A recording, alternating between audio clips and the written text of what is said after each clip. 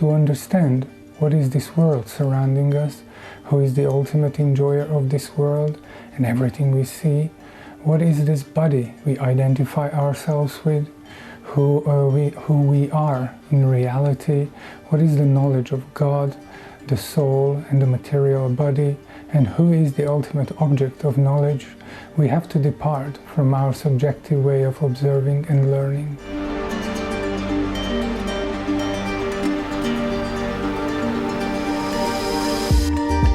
Therefore, Kṛṣṇa suggested to Arjuna that beside himself, representing a guru, he should seek shelter and learn from the sadhu and from the shastra.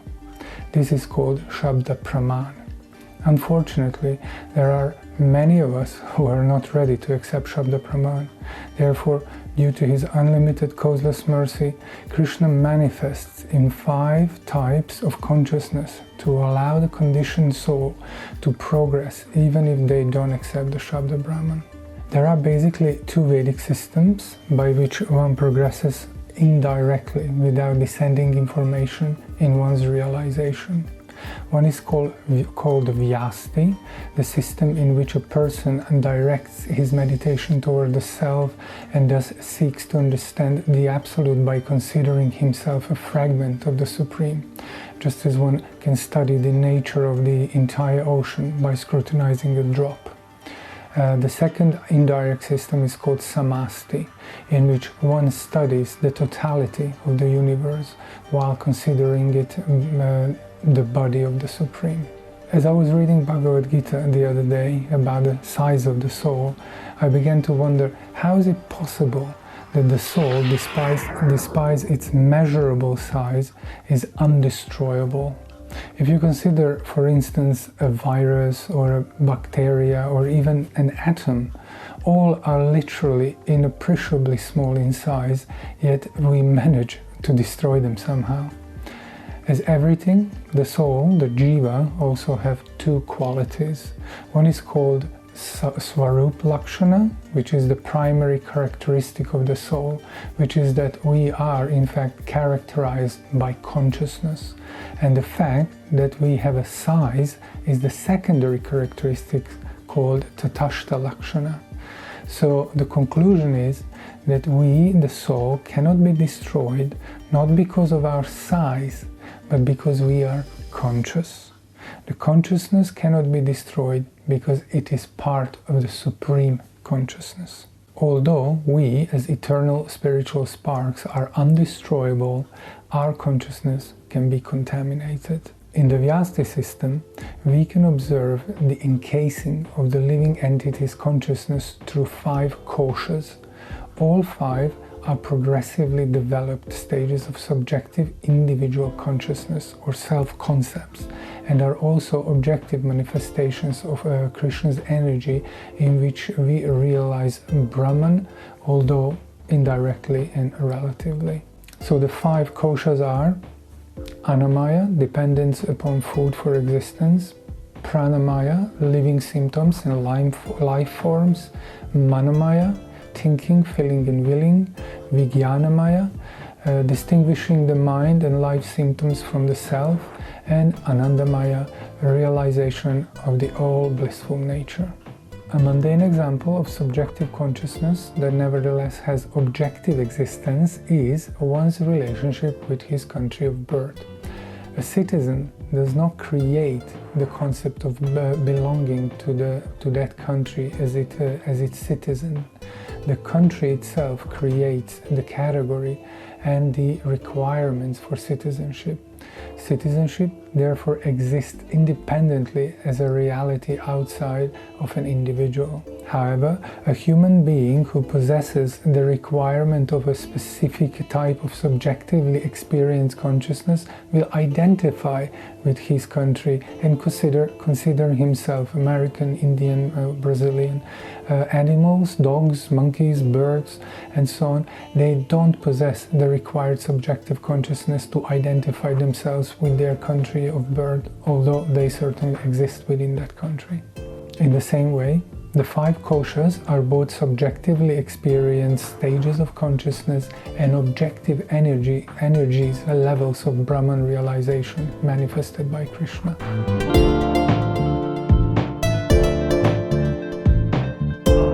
In the levels of consciousness that we are discussing now, we have to start with the immovable living entities like trees, plants, rocks, etc. They are only conscious of the 6 transformations going through in life: birth, growth, maintenance, reproduction, dwindling, and death. That is the extent of their consciousness. The plant can tell that it is young, that it's growing, it's maintaining, flowering. It can see all these things, but that's as far as it is developed. It can't see beyond that. Then there are the moving living entities, and they are able to see these 6 elements, and also on top of that they are conscious of the needs of eating, sleeping, mating and defending. So this way they keep themselves busy because they move around for these things. If you're just in one place, you wouldn't be getting into these things that much.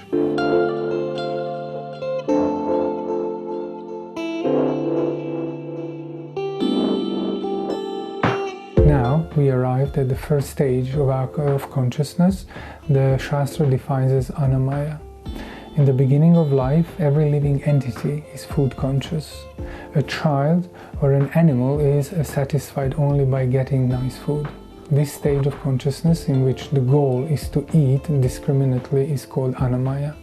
Anna means food. Such consciousness makes no distinction between living and non-living. It does not even possess any awareness of its own existence as separate from the existence of everything else. We might see people with sophisticated sense of aesthetic or art or refined taste of smell or food, but they don't really have a strong moralistic concept. It's just about whatever is good, that's good enough. Because this level of consciousness is utterly self-centered.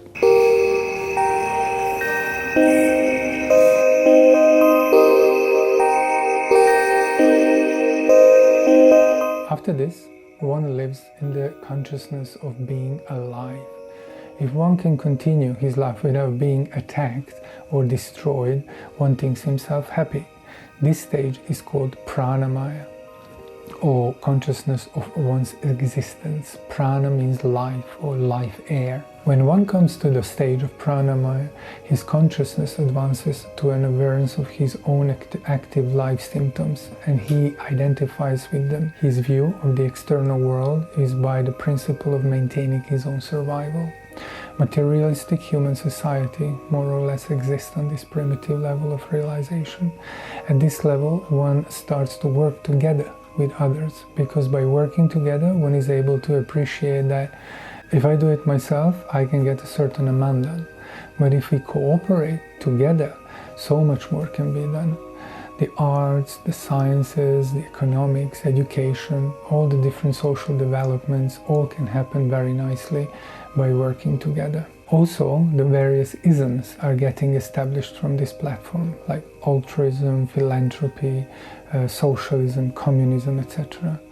Though it is impersonal, it does allow the individual themselves to develop as long as they keep the general standards that are expected amongst people. Since on this platform there is no clear concept of supreme, to maintain the so-called social order, some philosophers and thinkers introduced the concept of supreme. People may or may not follow the rules at home, since no one will see them, right? But if they think that there is a supreme or God who sees things everywhere, they will be more obliged to control their own personal life as well. Even if there is no God, by believing that there is, they are more inclined to improve in their behavior for the sake of the better social living standards.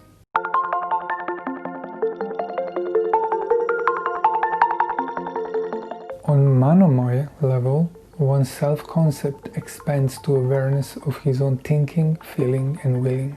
Mano refers to mind. This stage is also sometimes called Jnanamoy. It is basically a departure from the sensual concept to the mental level. This level is characterized by the acceptance of the concept of Supreme and his rules which govern the laws of material nature. Not just acceptance of the Supreme Consciousness, but the subordination of our individual consciousness to the Supreme. On this level, we appreciate that there is this supreme aspect and that the moral and ethical principles come from a higher source, and to follow the rules of the Supreme will benefit us. Shastra says that the human life begins on this level. The reason for that is because on this level one accepts the Vedic injunctions, the authority of the Vedas. With this knowledge and consciousness, we can then potentially direct our attention to different directions for higher elevation, like karma, jnana, yoga, and bhakti. The materialistic civilization is primarily situated in these three stages: Anamoy, Pranamoy, and Manomoy. The first concern of civilized person is economic development. The next concern is defense against being annihilated. And the next consciousness is mental speculation, the philosophical approach to the values of life.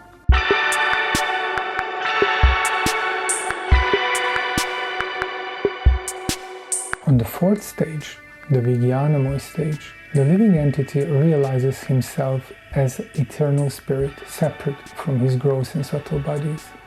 This is the platform of transcendental knowledge.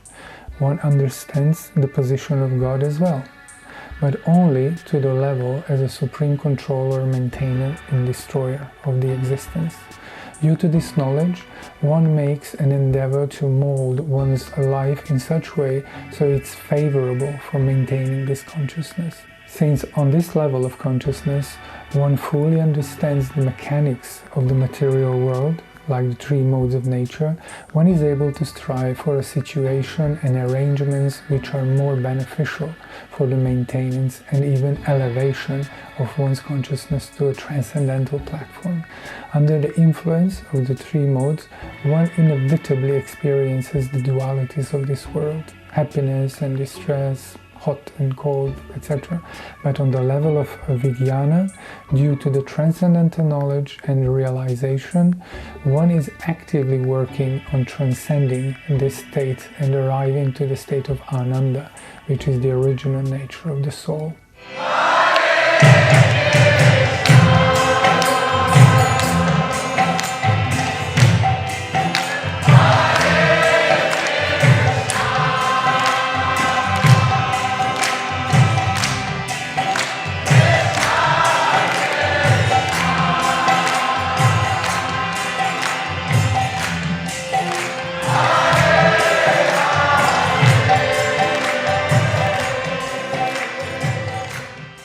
The Supreme Lord is known as Anandamaya, full of bliss.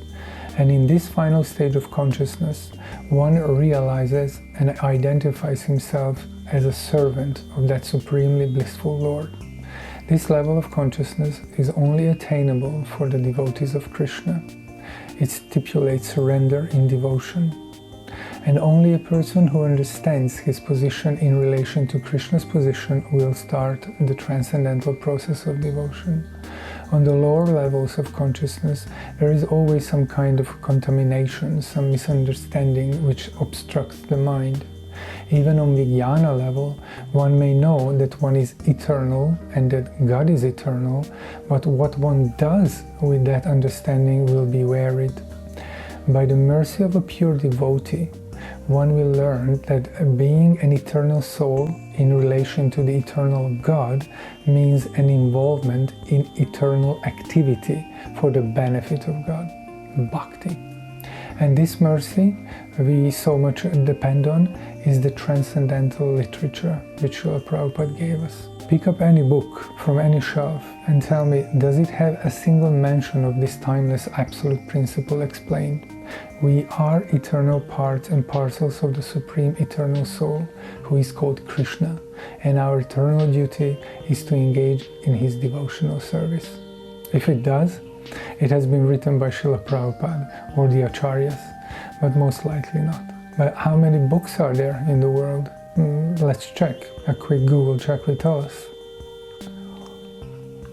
Here we go. According to Google's advanced algorithms, 129,864,880 books have been published in the modern history. Of course, these books also include the Vaisnava literature, so that's good. So on Anandamaya level of consciousness, one is engaged in devotional service to the Supreme Lord and is carefully cultivating all those principles which are supportive to this effect, and avoids all that is in direct opposition to these principles.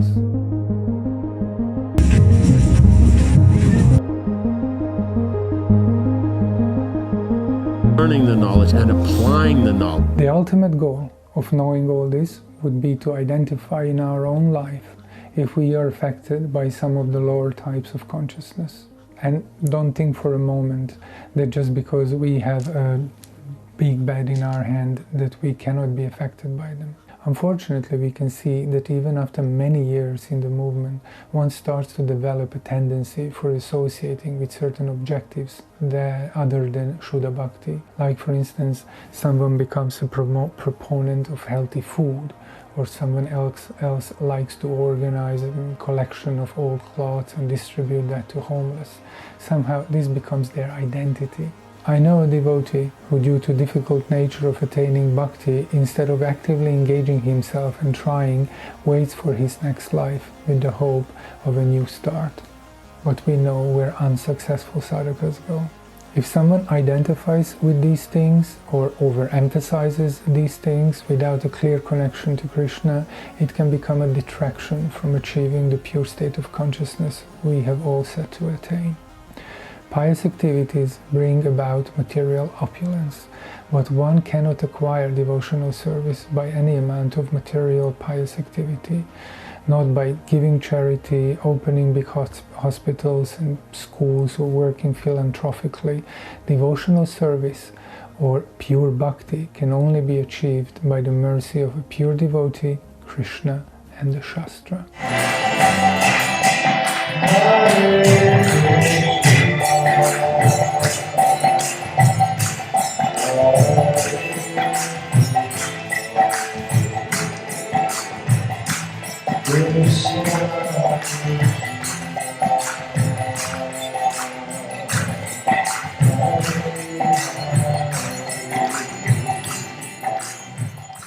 So my request to you is, please chant the Hare Krishna Mahamantra attentively, read Srila Prabhupada's books, study them, scrutinize them thoroughly.